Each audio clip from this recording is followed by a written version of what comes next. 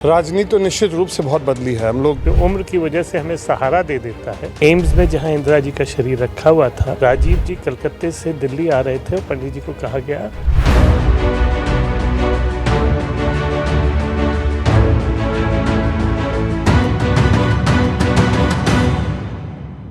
नमस्कार, मैं निशांत चतुर्वेदी आप सभी के साथ जुड़ा हूं सियासत के किस्से में।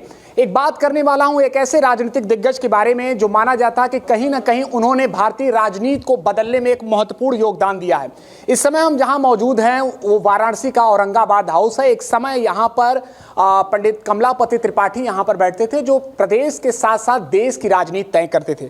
चलिए पहले हम यहां की ईंट दीवारों के साथ साथ उनकी चौथी पीढ़ी से भी आपको मिलवाएंगे और वर्तमान राजनीति के बारे में भी कुछ बात करेंगे। साथ ही उस दौर के बारे में जानेंगे जब यहां से ही देश और प्रदेश की राजनीति तय होती थी। ये देखिए, ये वही औरंगाबाद हाउस है जहां पर उत्तर प्रदेश के पूर्व मुख्यमंत्री, इसके अलावा देश के तमाम विभागों का मंत्रालय संभालने वाले पंडित कमलापति त्रिपाठी बैठते थे।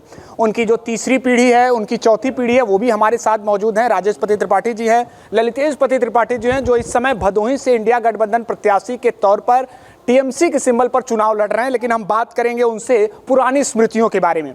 चलिए हम पहले राजेश पति त्रिपाठी जी के पास चलते हैं। पंडित जी का एक महत्वपूर्ण योगदान रहा है भारतीय राजनीति में। कुछ ऐसी स्मृतियां जो आपको याद आती हो, खासतौर पर इस औरंगाबाद हाउस से जुड़ी हुई हो? इस घर की सबसे बड़ी विशेषता ये रही है, पंडित जी सनातन धर्म में पूरा विश्वास रखते थे। सनातन धर्म के हर कर्मकांड को वो लगातार करते रहे। लेकिन इस घर में कभी भी हमने ये नहीं देखा कि धर्म के नाम पे राजनीति हुई हो, जात के नाम पे राजनीति हुई हो। पंडित जी के आसपास हर धर्म, हर मज़हब, सभी जगह के लोग रहते थे। और मैं बचपन में, मुझे याद है, जब भी कभी उनके साथ निकलते थे हम लोग, तो कोई भी मंदिर पड़ता था तो झुक के आस्था से प्रणाम करते थे। अगर गिरजाघर पड़ता था तो वहाँ पे भी करते थे, हम लोग से भी कहते थे। जब मस्जिद पड़ती थी तो वहाँ पे भी सर नवाजते थे। और गुरुद्वारा होता था तो वहाँ गुरु ग्रंथ साहब को, गुरु नानक को याद करते थे। और हम लोग को सबको बचपन से यही उन्होंने शिक्षा दी थी कि हर जगह ईश्वर निवास करता है, ईश्वर सबका है, ईश्वर सबके है, ईश्वर हर जगह है। तो जहाँ पे भी किसी का आस्था का केंद्र हो, उसकी तुम हमेशा जो है। राजेश जी, इस हाउस में भारत के पूर्व प्रधानमंत्री, चाहे नेहरू जी हों, इंदिरा जी हों, राजीव गांधी हों, वो आ चुके हैं। इसके अलावा एक बार कहा जाता है कि जब इंदिरा गांधी की मृत्यु हुई थी उसके बाद पंडित जी की सुरक्षा व्यवस्था को बढ़ाने की बात कही थी। और कहा यह भी जाता है कि क्या उन्होंने सुरक्षा को लेने से मना कर दिया था कि वो आम लोगों से नहीं मिल पाए, कुछ ऐसी बात? जिस वक्त इंदिरा जी की मृत्यु हुई उस वक्त पंडित कमलापति त्रिपाठी कांग्रेस के वर्किंग प्रेसिडेंट थे। मृत्यु के समय वो यहीं बनारस में थे और राजीव जी कलकत्ते से दिल्ली आ रहे थे और पंडित जी को कहा गया, वो भी खुद ही पंडित जी जो है दिल्ली जाने को तैयार हुए और सीधे एम्स में जहां इंदिरा जी का शरीर रखा हुआ था वहां वो गए और राजीव जी के साथ वहीं पे उनकी कुछ बातचीत, जो भी बातचीत हुई हम लोग को मालूम नहीं। उसके बाद जब वो घर पहुंचे तो उस रात दिल्ली के पुलिस कमिश्नर, वो 9 जनपद में रहते थे, दिल्ली के पुलिस कमिश्नर वहाँ पे आए और सारी सुरक्षा व्यवस्था वहाँ की देखने लगे। उनका ये गार्ड हाउस एक यहाँ बनेगा, गार्ड हाउस यहाँ बनेगा। 9 जनपद का काफ़ी बड़ा कंपाउंड था, तो चारों तरफ पुलिस को करने की, यहाँ पे वो सारे कटीले तार लगेंगे, यहाँ लाइट लगेगी, गेट ऐसा लगेगा, गेट बंद होगा। उनका छोटा सा 9 जनपद में लकड़ी का गेट हुआ करता था। तो थोड़ी देर तो पंडित जी बैठे रहे, बात सुनते रहे। फिर पूछे, क्या कर रहे हैं आप लोग?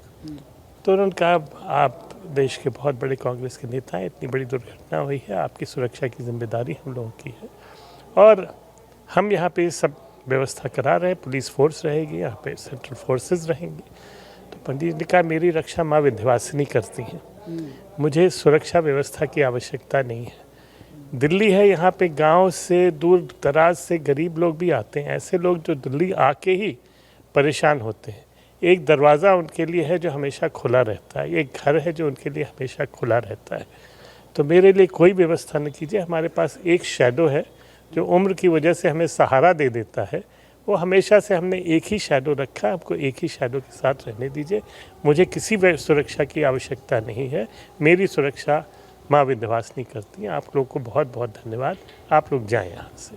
देखिए, ये बातें आपने शेयर की, निश्चित तौर पर बहुत से ऐसे हमारे दर्शक होंगे जो इन स्मृतियों को नहीं जानते होंगे। फिर से हम आपको यहाँ की तस्वीरें दिखा रहे हैं कि देखिए, यहाँ पर वो आम लोग आते थे और उनकी आवाज़ को, उनकी बातों को सुना जाता था। ये वही पुराना आवास है।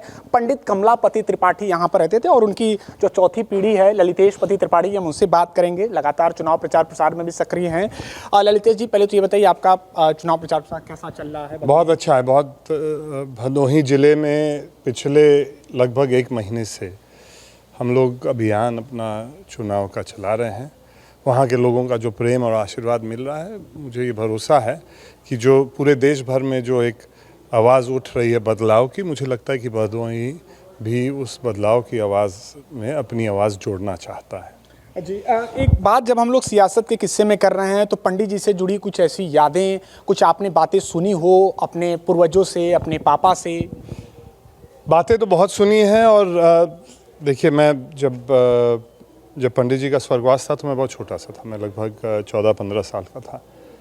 यादें तो हैं बचपन की, पर ये नहीं मालूम था कि वो उनकी क्या देश में और राजनीति में क्या उनकी जगह थी, क्या उनकी पहचान थी। ये मुझे उस बात का ध्यान नहीं था। हमारे लिए हमेशा बाबू थे। वो बाहर बैठ के जाड़े के दिन अखबार पढ़ते थे, हम लोग आसपास खेलते रहते थे। मुझे एक चीज़ तो याद था कि जब भी कोई कैमरा वाला आता था तो मैं ज़रूर बाबू के पास भाग के खड़ा हो जाता था, क्योंकि मुझे मालूम था उस समय भी कि कैमरा उन्हीं की तरफ अपना नज़रिया रखेगा। तो मैं वहाँ पे खड़े हो जाता था कि मेरी भी फ़ोटो खिंचा जाए। ये मुझे नहीं मालूम था कि क्यों बाबू की फ़ोटो खींचने इतने सारे लोग आ रहे थे, पर ये मेरे लिए एक उस समय की, जब बचपन की याद है।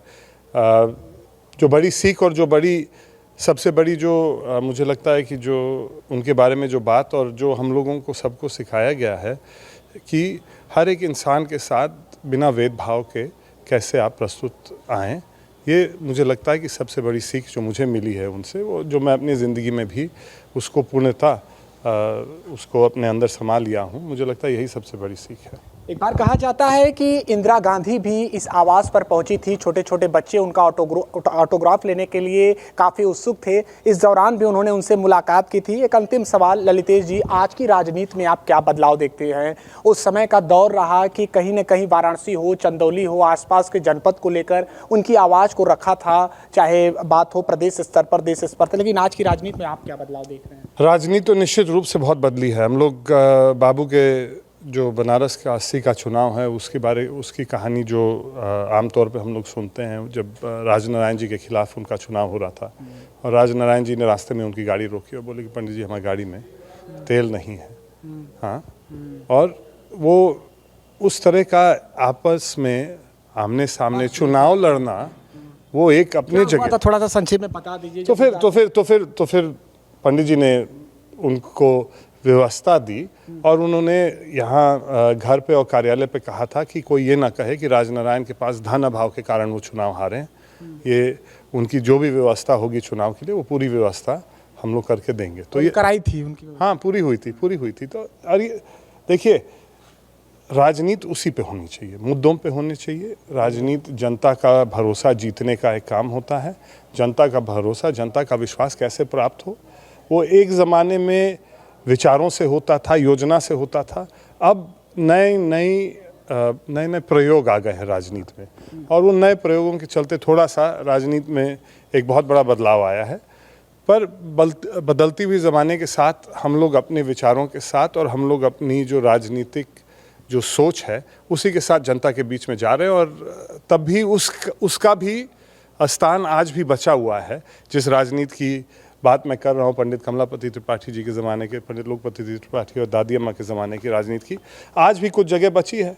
हो सकता है वो पर्याप्त ना हो चुनाव जीतने की, जैसे आपने पीछे 3 चुनाव में देखा होगा कि, पर उसकी भी एक जगह है जो सम्मानजनक स्थान है। हम लोग बिना अपने सम्मान के साथ समझौता करके राजनीति नहीं करेंगे। ठीक है, शुक्रिया बातचीत के लिए। तो हम अपनी बात को खत्म करेंगे, उससे पहले हम आपको दिखा दें कि ये वही जगह है जहां पर देखिए पंडित जी बैठते थे, इसके अलावा लोगों की बातों को सुनते थे, उनकी तस्वीर भी है और ये पूरा हॉल जो था वो भरा रहता था, लोग आते थे, वहां से भी गुजरते थे, ये उनकी तस्वीर है।